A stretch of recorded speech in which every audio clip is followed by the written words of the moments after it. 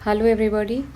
और जैसा कि आप सब जानते हैं कि कल 71st पीपीएससी प्रीलिम्स का रिज़ल्ट आ चुका है एंड सबसे ज़्यादा सरप्राइजिंग फैक्ट है उसका कट ऑफ। जैसा कि हम सब ने एक्सपेक्ट किया था कि ज़्यादा से ज़्यादा उसका कट ऑफ 84 तक जा सकता है, बट वो उससे भी 4 मार्क्स एक्स्ट्रा 88 तक गया हुआ है और सारे ही कैटेगरीज़ में जो एक्सपेक्टेड था उसको क्रॉस कर दिया है वो कट ऑफ।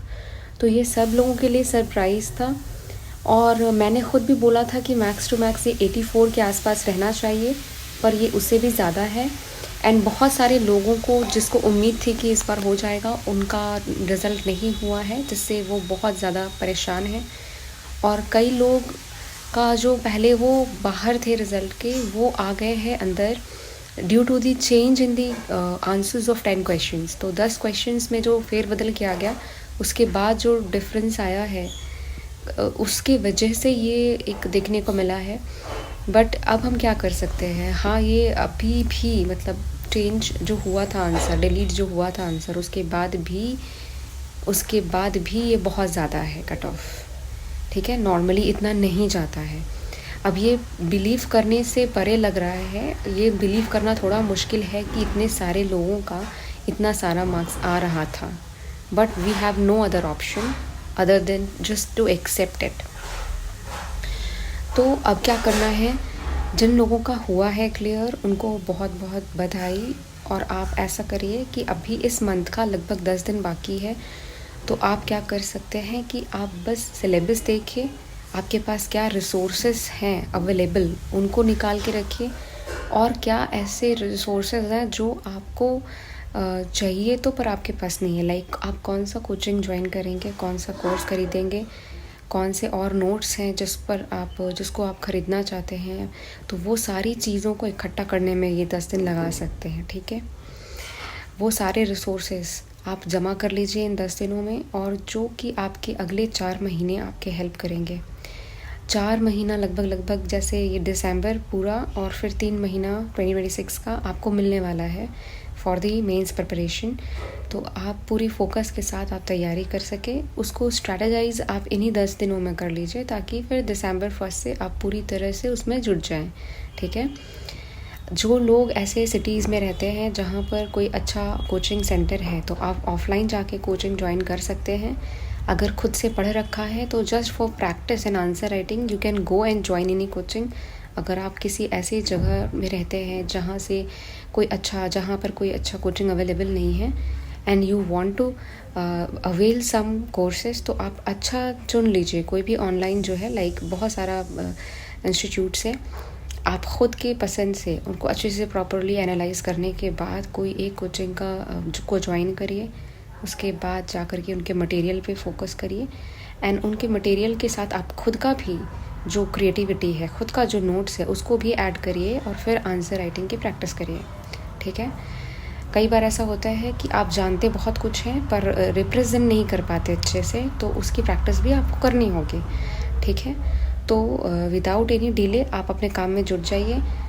सेकेंड, वो लोग आते हैं जिनका रह गया है, इस बार रिज़ल्ट नहीं हो पाया है किसी कारणवश, तो आप जो अदर एग्ज़ाम्स आपने भर रखा है उस पर अपना 100% फोकस शिफ्ट कर दीजिए। ठीक है, जैसे AEDO और भी अदर एग्ज़ाम्स जो होने वाले हैं, उन पर आप पूरी तरह से फोकस शिफ्ट करिए और उनको जी जान से कंप्लीट करिए। ठीक है, अगर आपने कोई और एग्ज़ाम्स नहीं पढ़ रखा है और आपका फुल फोकस है कि PCS या UPSC इन तरीके के एग्ज़ाम्स में ही आपका फोकस है, तो ये वाला जो पीरियड है वो आप मेंस के लिए आंसर राइटिंग को दे सकते हैं, because prelims is just 1 step. ठीक है, इससे आपका पूरा रिज़ल्ट आपके हाथ में नहीं आ जाता है। इसलिए मेन सबसे ज़्यादा इम्पॉर्टेंट हिस्सा होता है किसी भी एग्ज़ाम का। ये स्टेज है जो आपका डिसाइड करता है सिलेक्शन। ठीक है, ये डिसाइड करता है सिलेक्शन। अगर आपका मेंस किसी भी एग्ज़ाम का बहुत अच्छा गया है तो फिर आपका बहुत सारा टेंशन पहले ही हल्का हो जाता है, इंटरव्यू के ऊपर ज़्यादा भार नहीं पड़ता, वहाँ पर आपका एवरेज भी जाए तो काम हो जाता है। तो इसलिए मेंस को अच्छे से प्रिपेयर करना बहुत ज़रूरी है। आई नो, जस्ट तुरंत ऐसा रिज़ल्ट आ जाता है और नेगेटिव रिज़ल्ट आने के बाद मन नहीं लगता पढ़ाई में, लगता है बाकी सारी चीज़ें ये हम कर क्यों रहे हैं, ये वाली फीलिंग आती है। अब लगता है हम लॉस्ट हैं और हम क्यों ही मेंस का प्रिपरेशन कर रहे हैं जब प्रीलिम्स ही क्वालिफाई नहीं हो रहा। ये वाला क्वेश्चन सबके दिमाग में आता है। बट थोड़ा सा स्मार्टली सोचिए, इस क्वेश्चन को असाइड करिए, 1-2 दिन का रेस्ट ले लीजिए पूरी तरह से, फ्रेंड से बात करिए, अपने मन को रिलैक्स करिए और फिर वापस से जुटिए। जब तक आपका रिज़ल्ट आपके हाथ में ज्वाइनिंग लेटर नहीं आता है, आपको लगे रहना ही होगा, there is no other option. ठीक है, तो अपना जो है वो फुल पोटेंशियल से अपना काम करते जाइए और रुकना तभी है जब काम हो जाए आपका, जब सक्सेस मिल जाए। ठीक है, तो आपको ये करना है। पर इस बीच में आप ये कर सकते हैं, जिनका नहीं हुआ उसके बारे में बोल रही हूँ। आपको मन लगा करके मेंस को अश्योर करना होगा। अगर आप पहले से पढ़ के रखे हुए हैं तो और कुछ ऐसे मटेरियल ऐड कर लीजिए, सारा को सेग्रीगेट करके अच्छे से नोट्स बना लीजिए, नोट्स कंपाइलेशन करके रख लीजिए, ताकि जब आपका वो वाला स्टेज आए आपको ज़्यादा परेशानी ना हो। ठीक है, अभी के 2 महीने आप कम्प्लीटली मेंस को दे सकते हैं, उसके बाद फिर से आप प्रीलिम्स में आपको जुटना पड़ेगा। ठीक है, किसी भी एग्ज़ाम का, वेदर इट इज़ पीसीएस और वेदर इट इज़ यूपीएससी, क्योंकि यूपीएससी 2026 भी मई में एग्ज़ाम है, तो आपको फिर से प्रीलिम्स के ऊपर फोकस करना पड़ जाएगा। मेंस के लिए फिर आपके पास टाइम नहीं बचेगा। इसलिए ये वाला जो पीरियड है, इसको इस 10 दिन को मैं छोड़ दे रही हूँ, इसको आप अपने हिसाब से बिताइए। ठीक है, या तो आगे की स्ट्रैटेजी बनाइए, थोड़ा रिलैक्स करिए, पर दिसंबर का महीना बर्बाद नहीं करना, नॉट एट ऑल, बिल्कुल भी बर्बाद नहीं करना। ठीक है, so this is what I just want to से।